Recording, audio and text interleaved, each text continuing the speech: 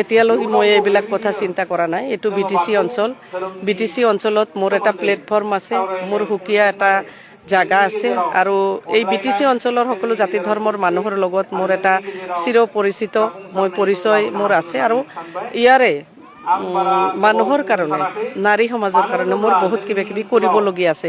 এতিয়া মই এইবিলাক কথা চিন্তা কৰা নাই, ভবা নাই মই।